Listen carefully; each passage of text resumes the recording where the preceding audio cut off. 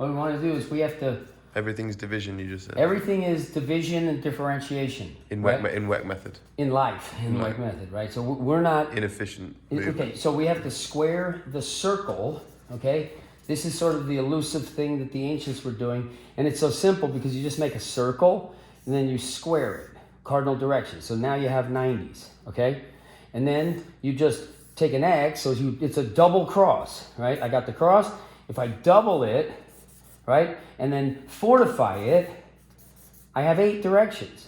North, south, there's the north, there's the south. Notice how they're the same but different.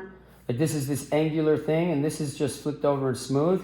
And so is the east and the west. You see how it has the same thing? Yeah, right? Yeah. So this is all expediency when you have to create the system, okay? So what we do in Weck method is, in order to understand how to get to the divine angles that just work because they work, to take the three-dimensional body and have that locate and conform, deform, so that it equalizes the 2D expression back. So you have to do the work to work with mama here, because this is only 2D. It's flat and it's unyielding, right? So you got to behave your mama, right? And so what we do here... You do the work in 3D. Yes. We work so flat, don't we? You're up against flat and you're fighting the ground, not gravity. If you're fighting gravity, you're losing by definition because you can't fight it, right? If you fight it, you're an idiot, right? If you fight it, you've been misinformed. If you fight it, you're School for the Gifted pushing on a door that says pull, and you can't figure out why you're not getting in. Okay. And it's just like, duh. So, right? Yep. It just makes sense. So now, what this is here, okay, is this becomes the 32 divisions. All right, now it's a mess, so I don't know how many are in there. But when I get the 32, okay, that gives you an angle in here of 11.25, okay? This summation of these divisions of a circle will always add to 9. So we have 360, 180, 90, 45, 22.5, and a 1.25. And we want to get to 4, right? 1, 2, 3, 4. This is also strikingly similar to 117, right? Which always equals 9. If the integers here, 3 plus 6, 9, 1 plus 8, 9, 9, 4, 5, 9, 2, 2, 5, 9, and 9, okay? Yes. So the 9s, if you have a circle and you start doing, just divisions, always division, so ding, ding, ding, ding. Is 9 the half of that? What would that be? 5.6. What do you mean? What do you mean? 125. I want to do the half of that and just check that's 9. Half of that? Just because I like. Oh yeah. So that's the 5. 5.6125. I forgot. It's 5.6125. I think. Yes, exactly. 5.1. No, 5.6. It's always 5.6 gets us to 11. 5.6 and then 5. 125. 125. So it's always going to end. Once you get to here, it's always going to end in 2.5. It'll always end in 2.5. Okay. Whatever the numbers are as you divide it. Yes, okay? cool. So you go from 0, 0, 0. Yeah, sorry. To 5, anyway, I took you off the point. No, it doesn't matter. Yeah. So basically, what the number 9 does is this. That if we look at a circle here and we look at a circle here, if we are to say, okay, we're going to look at the shapes, the fundamental shapes here. So let's just, square this circle, right? And then what you do is, the pentagon, structure, and you just keep on doing this. And eventually these tangential lines will be so... It becomes a circle. So that it becomes, for all intents and purposes, it's a vacuum here. Everything is material here, and it's just getting more and more layered to look more and more circular if you just keep on dividing it. Not dividing it but tangentially segmenting it. How does this relate to movement then again? Okay, but I'm going to get there. Okay, cool. Okay, so now with 9, you have this. If you divide it, then it gets to infinite solid, okay? So basically when you're doing... So now we come to the point of how this works, okay? Yeah. So now we have power equals strength over balance, okay? Yes. So this is called a numerator, and that's on the top. This is called the denominator, and that's on the bottom.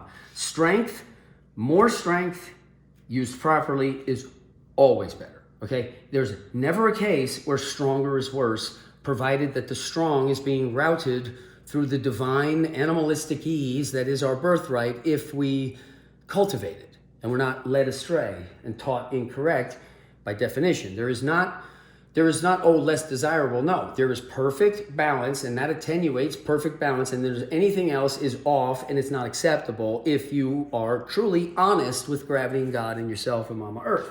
So strength has to be big. The bigger strength is, the bigger P is, okay? Big. Every time.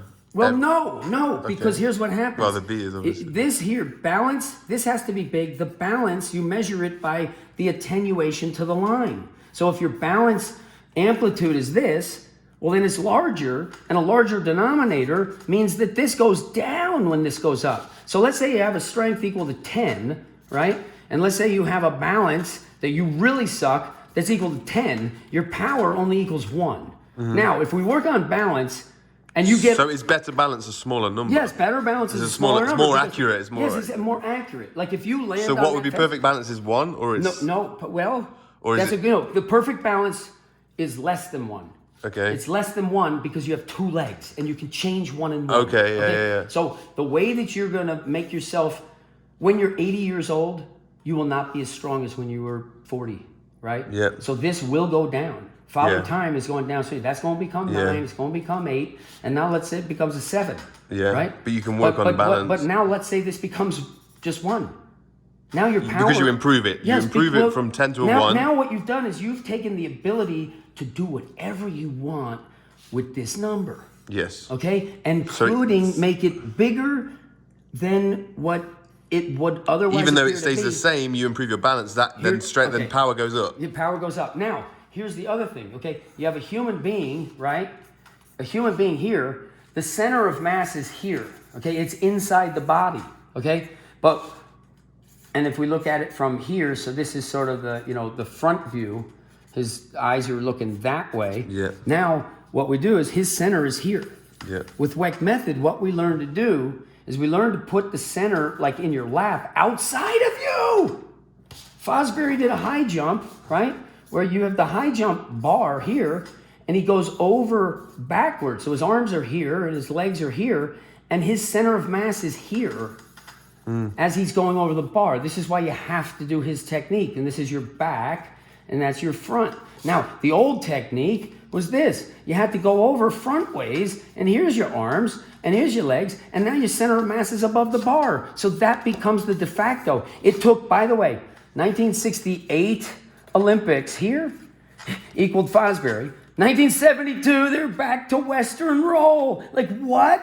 How are you back at Western roll when this is there? Yeah, it's because of willful ignorance, cognitive dissonance. And they couldn't see this. They couldn't see what you're seeing. They can't. Well, but they couldn't because of willful, obstinate ignorance because they are playing a corrupt game that has corrupted their honesty. They cannot be honest because they can only exist in a dishonest paradigm because that's all they know, and they're terrified and afraid of losing money. Okay, so now, with Weck method, what we want to do is we want to learn, right, how to operate that body. There's the nose, there's your baseball hat, whatever.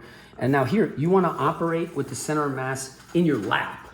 And now where you put your chin, right, the chin is this. The top, your eyes are here, your ears are here, the atlas is here, so it's all on one level. And here's your chin coming out here.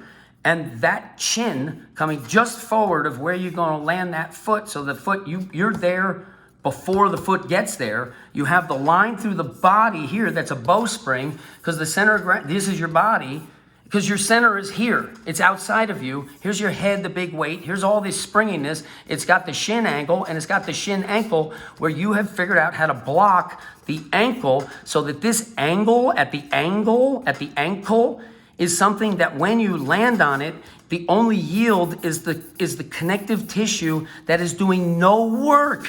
If you're doing work, you have a muscle here, right? Yeah. And you're doing like sort of, I'm doing work, right? The weak link is the contraction. It's not fluid anymore. The force can't go like that because it's contracted. And if you're going to yank on this fast, well, then now what happens to the muscle is this. It goes, and then it goes, ugh. Right? I couldn't handle it, but I was trying so hard and I've practiced so much like that and it's already micro-traumatized because I haven't been using it like a fluid medium so that the muscle is basically, there's no slack. It's like, it's just like this. There's no slack because it's long, right? It's not here where there's slack, where this is gonna go that way and that way because this ain't. This is gonna shock you, ding, ding. And now the way it works on bones is, let's look at a femur, right? So here's your, whatever, your femur, that's your femur. It's longer than that. But what you need the long bone transmission, and I'm gonna sort of barber pole it because it's spiralized, okay? And maybe it spirals both directions. It's very complex, but there's muscles anchored all over this thing that are doing that, these things, right? Boom, right? Mm-hmm. So what these muscles are doing is they are sort of enveloping this bow, right? So if we look at, the bow and arrow here, we have this. That's the power. This just has to be strong enough to tension this. So think about your bone, right? You got your femur, near, right? There's your femur, mangled person has like 12 toes, extra chromosome, that's all right. They can still move. So now what it is the muscles are like coming here, and it's all spiraled. So this bow is doing like it's a three-dimensional thing that is so freaking strong. And now there's not a static, because if you think about your bones, it's really it's a crystalline matrix with the calcium and the collagen. And the calcium has to be there for the electrical ion exchange. And what you want, the key to cardiovascular fitness and longevity and health is in every single movement, every single second, try to burn less oxygen. Because oxygen is bad for you. Simple. Right? Because look, oxygen, when you burn oxygen, you have to, antioxidants have to clear it. So what if you don't have to burn the oxygen? Because all you do is I did a video earlier where I'm like breathing like, and that's it. I can do that forever because I'm balanced and I don't have to feed the other muscles because it's happening. Gravity force is happening. It's dynamic. You're not still. You're moving without moving. Mm-hmm. So these are the sort of the principles that, unless you understand everything, to get everything right, you understand nothing. You can't serve a wonderful meal and cue up a little dab of shit on the plate, because then you don't trust nothing because you don't know, okay? And the openness to change based on the reality of what a clock says and what you feel and what you witness is scientific process, okay? You form a hypothesis, okay? Hopefully you form the hypothesis with common sense governing all, which if it defies common sense, like I can now carry hand weights and run faster with weights in my hands than I can without them. And the Western scientists is saying, no, you can't. So instantly the scientific process has been eliminated, cut off. That branch is gonna wither and die because you didn't even allow yourself to ask a question, what if? Because it was too good to be true for you. And the fact that you have a vested staked interest in it means you're gonna hold to a wrong opinion dishonestly. Because if you use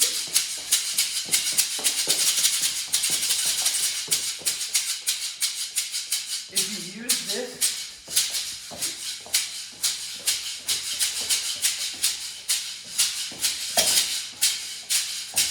I'm better at that with the extra power that does than I am without. I can still do it, but I'm better with it, all right? And the fact that because of timing or because of the weight? Here's what happens.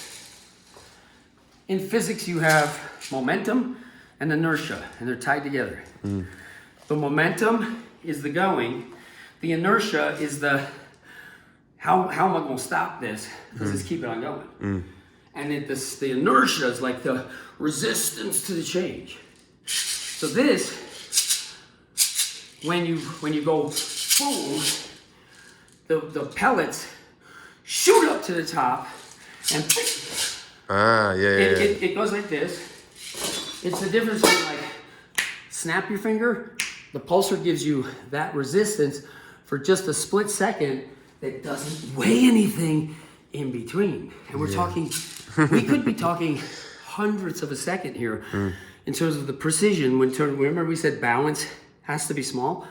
We have to attenuate to the utmost of perfection, meaning we can get away from the tiger and get the rabbit. This is very basic.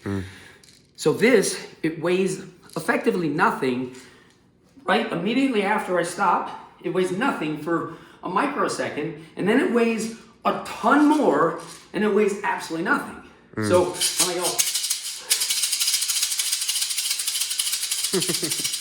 right, so now, you find me the fastest track runner in the world, and we're gonna do an arm pumping drill, and we're gonna see who can last longer, and then who can stand up and say, all right, who's tired, who's not, right? Imagine Usain Bolt cultivating that which he already does. He already does it. Watch. It's like this. He comes up here and he goes. That's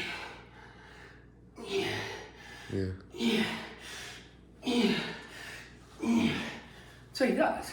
And yet, Michael Johnson, one of the greatest sprinters ever, is like, Usain Bolt's technique is terrible.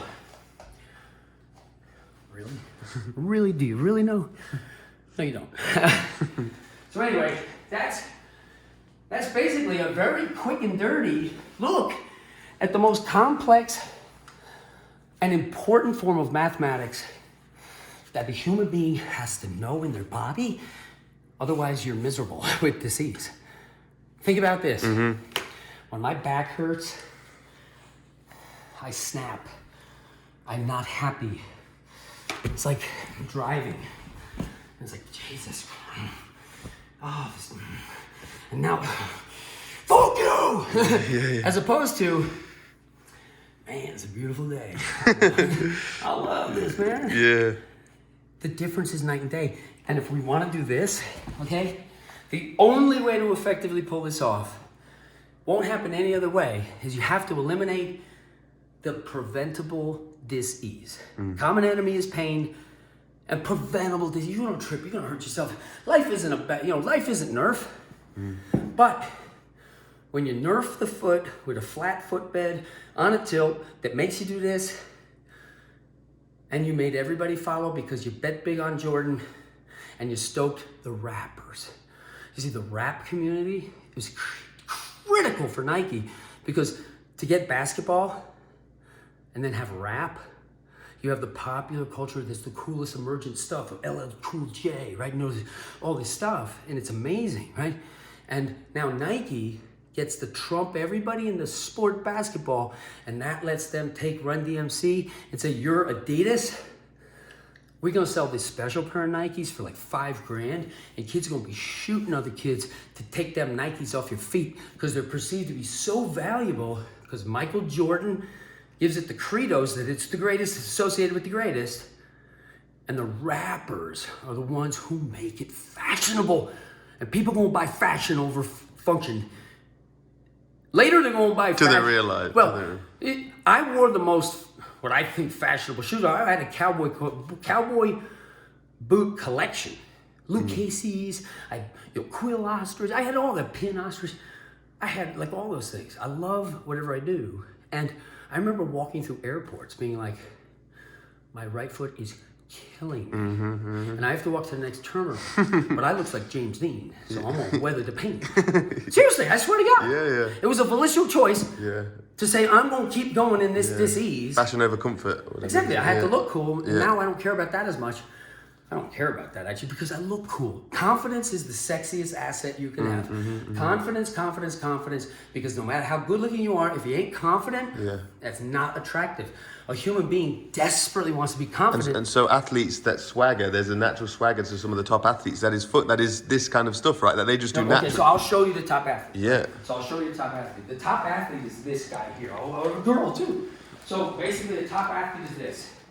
The top athlete prioritizes what the trainer of today would call compensation, which is this contrapposto, statue of David. I mean, when you're here and you're like, the contrapposto is balance. If I got to stay in a long while, the key to everything is change, right? So there is no perfect forever. You got to change it, right? Yeah. Oh, if I know that and I know that, well then I can know that. I can know that. So you said about the athletes, the top athletes. So I love the way you keep me on track. So with the athlete, it's this. I'm gonna saunter, because this here it makes me feel like I'm ready. If I'm at zero to do like nothing here, I get a sip of water, and you see the way I avoided that? Like I came here, I didn't even see it, I periffed it, and then I was like, you know, okay, I don't need to, you know, be afraid of it. Matter of fact, if I'm trying to, you know, being close to it lets me know where it is, right? And then, and notice how everything I do is, you know, it's easy, like, and you can normalize this kind of behavior and then regulate it, meaning if you do sign the contract, right, you can use it athletically, of course, which is what justifies it and makes it so you have to do it now. Sorry, but I gotta make you better because you gotta do it, right? So, or you want to just feel sexy and confident, walk like this. Just, you know, do the little things that other people can't see with your rotational intent. Okay. You know, like if I do like that, you don't know that I'm doing anything, right? Yeah. But watch what I'm doing. It's like I'm like brushing. And that, watch, I can, it's that fluid,